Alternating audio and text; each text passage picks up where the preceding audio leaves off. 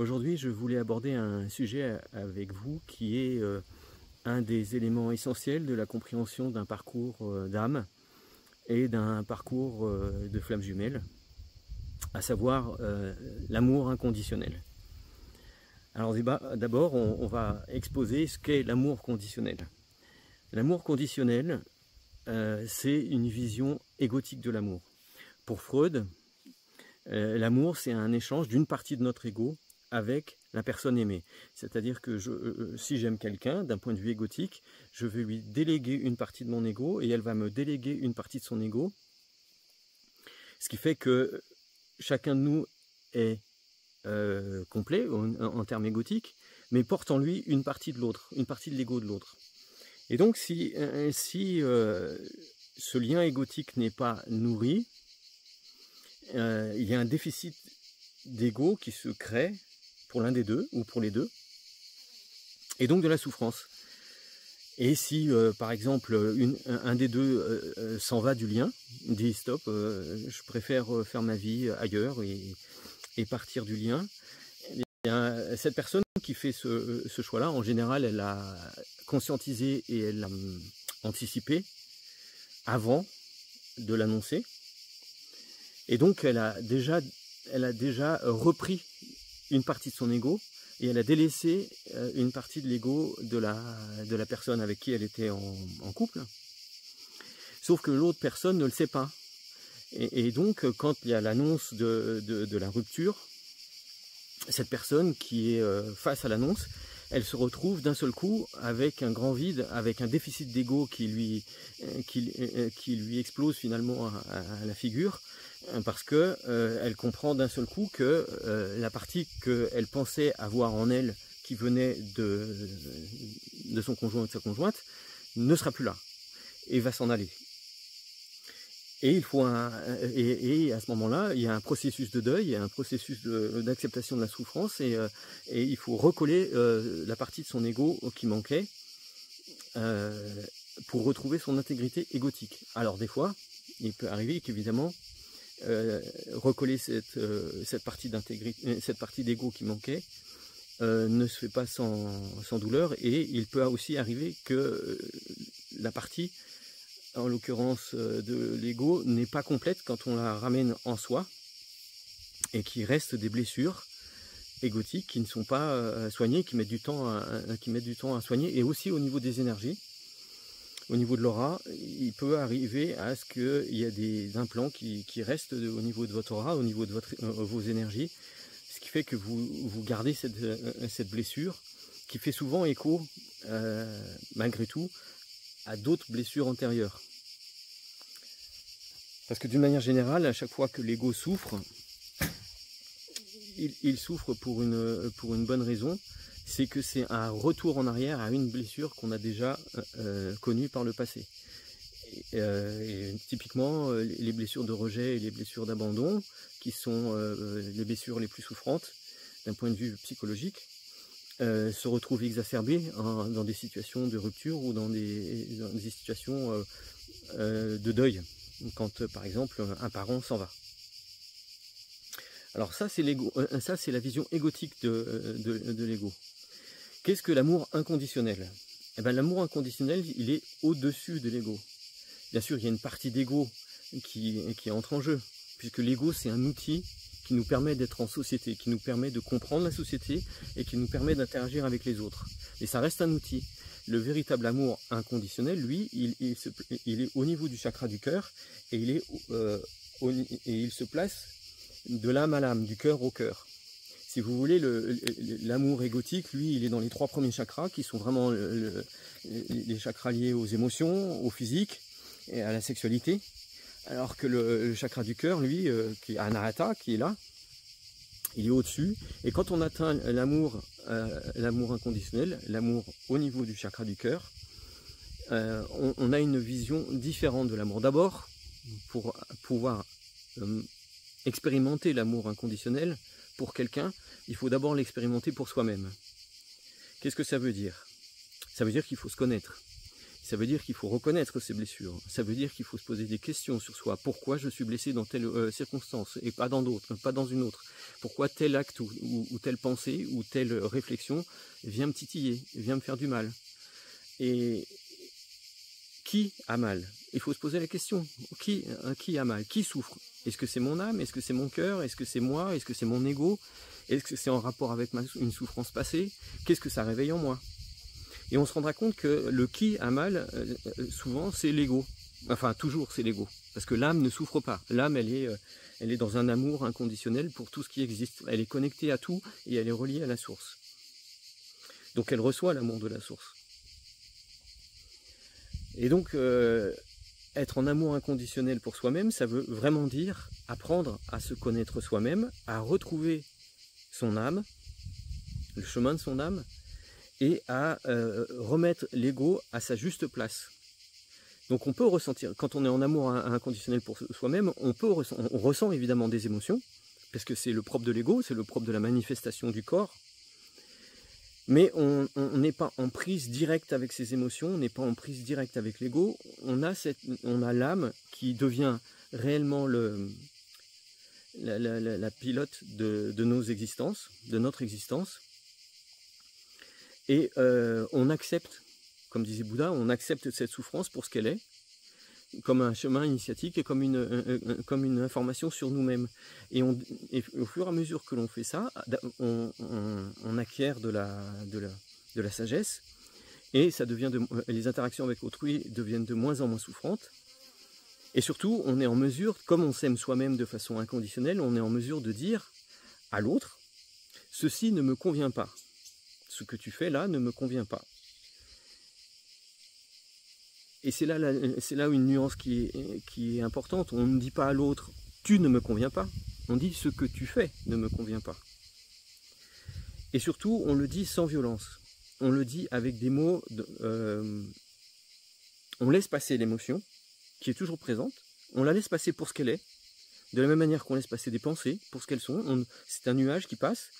Mais on laisse s'exprimer notre cœur, on laisse s'exprimer la lumière qui est en nous. Et on dit à l'autre, ceci ne me convient pas. Je crois qu'on aura meilleur temps d'en parler. Ou si on n'est pas en mesure d'en parler de manière apaisée, on peut en rediscuter plus tard, de manière apaisée. Mais donc, s'aimer soi-même de manière inconditionnelle, ça ne veut pas dire, et bien évidemment, tout accepter, sans rien dire. C'est juste prendre du recul sur ce qui se passe, accepter que ce que l'autre fait et ce que l'autre dit, ce n'est pas à prendre au premier degré pour soi-même, et ça c'est important.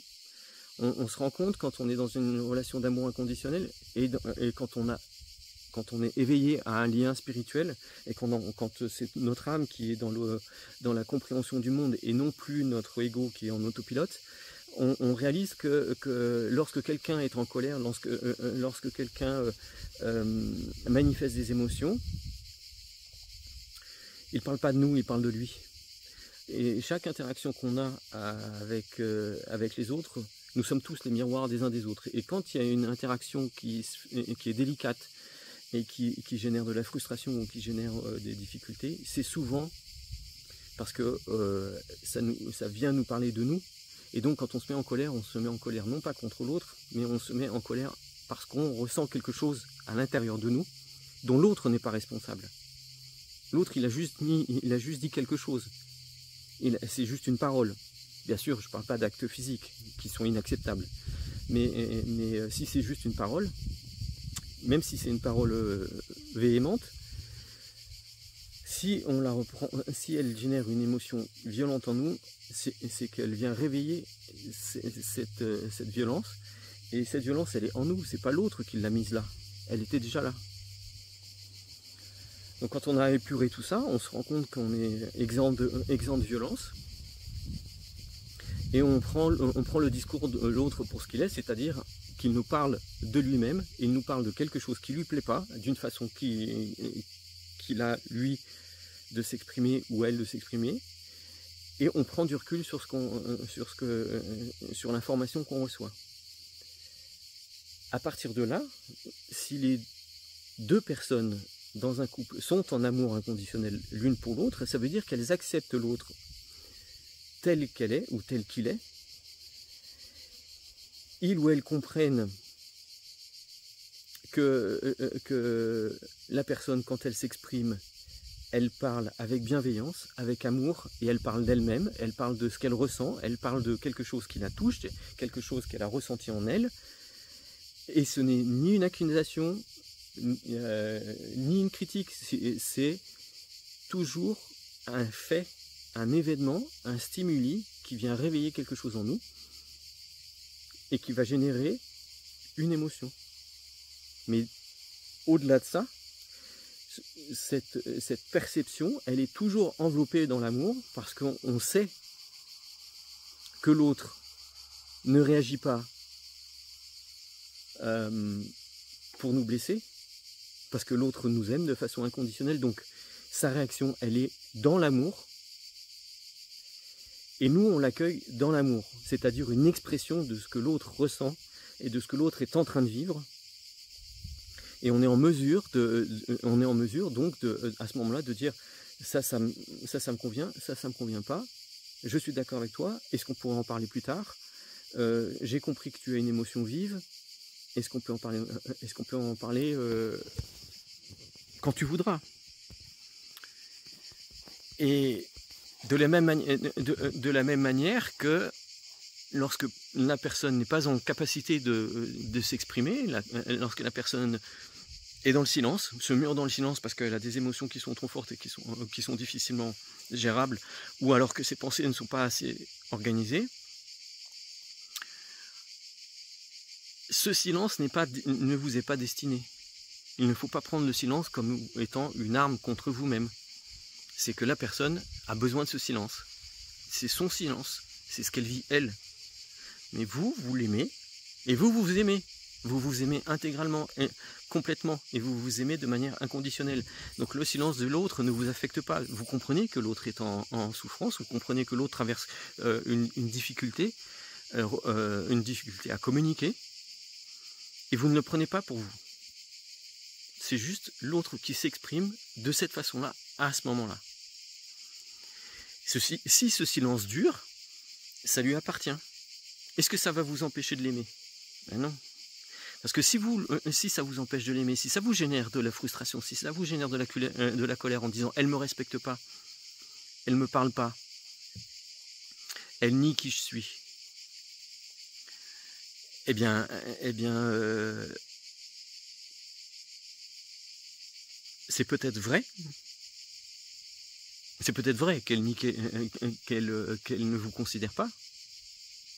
Mais à ce moment-là, il vous appartient de réagir en disant bah, soit tu ne me considères pas, mais moi je me considère. Moi je me considère avec un amour inconditionnel pour moi-même, donc je me mets en retrait. Et ça ne m'affecte pas. Ce que tu fais ne m'affecte pas, parce que je m'aime. Et la vision que tu as de moi t'appartient. Elle t'appartient. Ce n'est pas moi. Ce n'est juste que ta vision, et elle t'appartient, ce n'est pas moi. Donc vous comprenez bien que dans l'amour inconditionnel, ce n'est pas j'accepte tout et n'importe quoi de l'autre parce que je l'aime. C'est aussi dire non, ça ne me convient pas, mais en premier lieu, ce n'est plus un amour égotique où on attend quelque chose, où on rend l'autre responsable de ce qu'on ressent à l'intérieur de nous. Et c'est vrai pour le bonheur aussi, hein. L'autre n'est pas responsable de notre bonheur comme l'autre n'est pas responsable de notre malheur. Et on est en mesure de bâtir une relation et une communication beaucoup plus sereine parce qu'on est dans le respect d'abord de qui on est, essentiellement, et de l'autre aussi. Et on comprend que lorsqu'on s'exprime l'un envers l'autre, on parle avant tout, on parle de nous-mêmes. N'oubliez jamais que ce que l'autre exprime, c'est un reflet de qui nous sommes. Et pour finir, je voulais aussi vous préciser un point important, c'est que dans le bouddhisme et dans l'hindouisme, une des règles essentielles, c'est la non-violence. Qu'est-ce que ça veut dire, la non-violence? C'est évidemment de ne pas faire à autrui ce qu'on n'aimerait pas faire à soi-même, c'est de respecter toute forme de vie, et de respecter les autres, de respecter tout ce qui est vivant et non vivant. Parce qu'on reconnaît Dieu, on reconnaît la source, on reconnaît l'âme, on reconnaît l'amour dans tout. Et donc, si nous-mêmes nous sommes l'âme, et si on reconnaît notre âme, on se reconnaît rattaché aux autres, et donc lié à tout. Lorsqu'on est en communication avec autrui, il faut garder à l'esprit, mais ça vient naturellement, quand vous êtes éveillé, ça vient naturellement. Il faut garder à l'esprit que ce que vous envoyez à l'extérieur de vous, c'est ce que vous envoyez à l'intérieur de vous.